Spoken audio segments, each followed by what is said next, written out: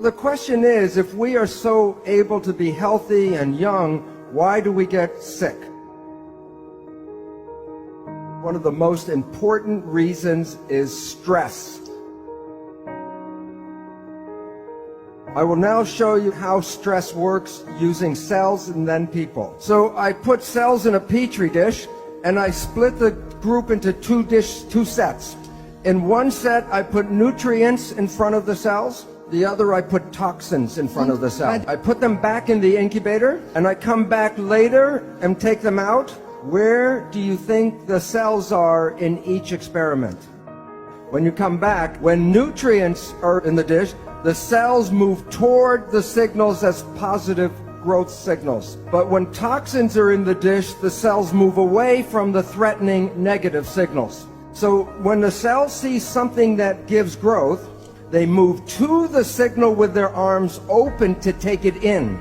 But if the cells see toxins, then what they do is they move away from the signal and close themselves down.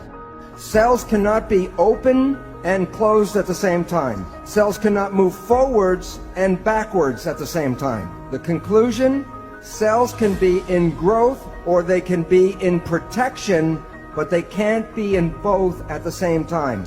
So in summary, cells move to positive signals when they're in growth. They're attracted to positive signals. And cells will move away from negative signals. They'll be repulsed, but they're in protection. But there are signals that are neither positive or negative. I call them elevator music. When you get in the elevator, you don't dance, but you don't get sick. But the same thing happens in humans.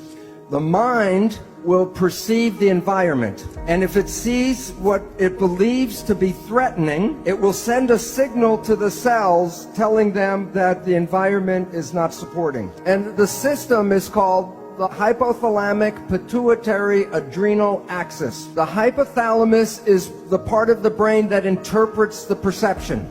When the hypothalamus sees stress, it wants to tell the whole body something is going on. So it sends a signal to the pituitary gland, which is called the master gland.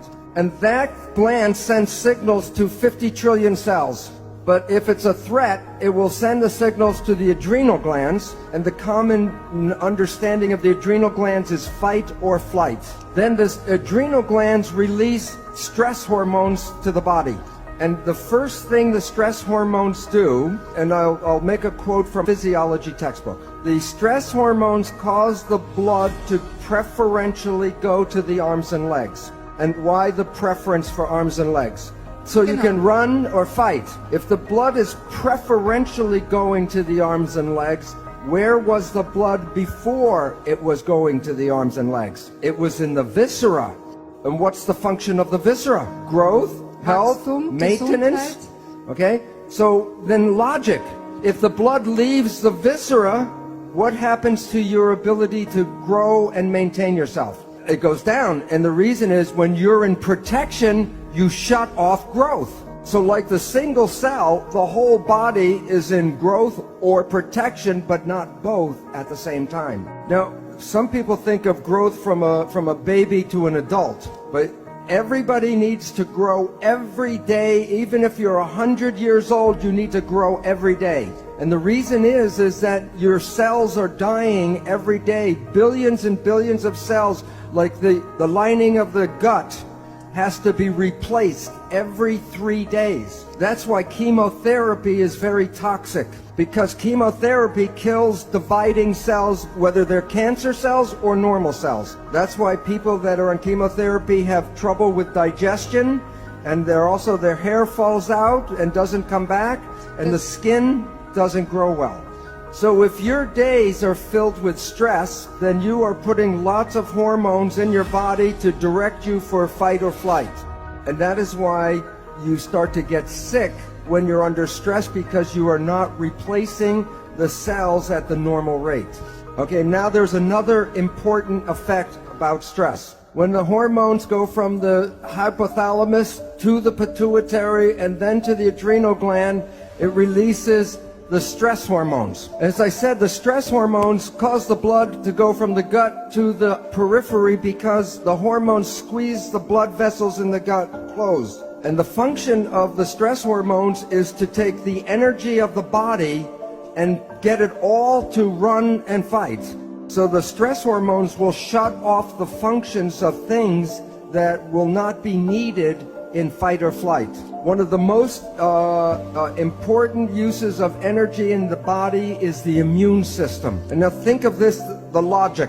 Let's say you have a bacterial infection and you have diarrhea, and a lion is chasing you. How much energy should you put in to fight the infection, and how much energy should you put in to run away from the lion? Forget the immune system, because if the lion eats you, then the bacteria are his problem.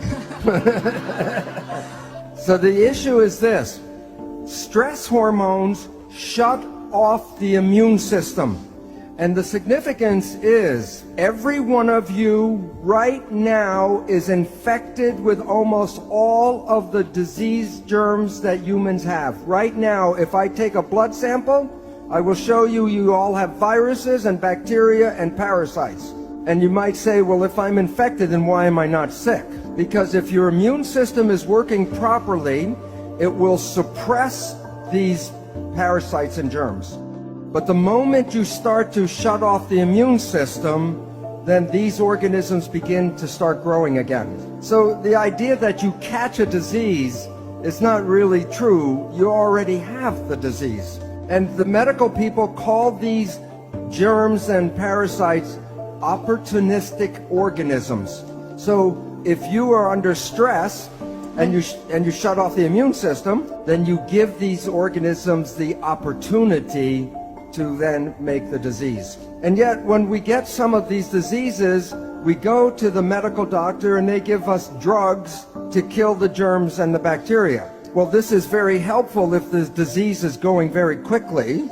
That was not the problem in the first place. The problem was stress that shut off the immune system. Okay, so now we have two problems with stress. It shuts off growth and it shuts off the immune system. There's a third problem, which I call, it's adding more stress, a third problem. When you are in fight or flight, do you think you use conscious reasoning or reflex behavior? You use reflex behavior. So very important, listen, the stress hormones, I said before, squeeze the blood vessels in the gut, causing the blood to go to the periphery. But when the stress hormones come into the body, they also go to the brain, and they squeeze the blood vessels in the front of the brain where consciousness is to push more blood to the back for reflex behavior. That means when you're under stress, you are less intelligent. And for my example, I give you the people of the United States. And the reason is the government knows this. And ever since 9/11, they keep in the media, the newspaper, the television, more stress, and the result is very important. And the importance is this: since 9/11, every year, the pharmaceutical companies have made 20% more profit every year.